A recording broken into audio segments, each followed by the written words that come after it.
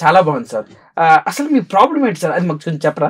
నా ప్రాబ్లం అంటే ఏం చెప్తాను, నేను రామ్ చరణ్ లా చాలా బాగా డాన్స్ చేయగలను, ప్రభాస్ లా మంచి కట్అవుట్ ఉంది, మహేష్ బాబుకున్న ఫేర్నెస్ నాకుంది, ఎన్టీఆర్ లా నాన్ స్టాప్ పేజీలు డైలాగులు చెప్తాను, అల్లు అర్జున్ లాగా ఆల్రౌండర్ పర్ఫార్మెన్స్ ఇవ్వగలను. సార్ ఒక్క నిమిషం, నేను అనేది ఓకే చెప్పండి ముందు మీరు చెప్పండి.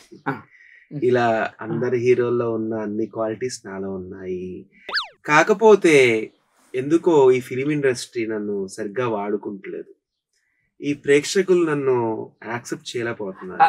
ఏం లేదు సార్, ఒక్క మాటలో చెప్పాలంటే ఇండస్ట్రీలో ఆల్రెడీ వాళ్ళు అక్కడ ఉన్నారు కాబట్టి అందుకు మిమ్మల్ని వద్దనుకుంటున్నారు. ఇక్కడ మ్యాటర్ అది కాదు. మరేమై ఉంటుంది?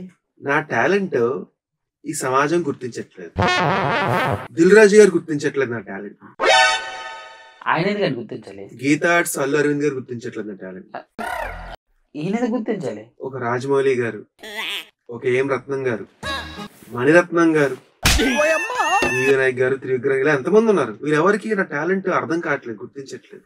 ఒక మాట సార్, దీంట్లో పెద్దగా ఫరక్ పడాల్సిన విషయమే లేదు సార్. ఒకవేళ వాళ్ళు గుర్తించలేదు అనుకోండి, వాళ్ళ ఆఫీస్ దగ్గరికి వెళ్ళి ఒక రోజు నిలిచిన పని అనుకోండి, ఎదురుగా కారు వేసుకుని వస్తే నేను చూసి గుర్తించేస్తారు.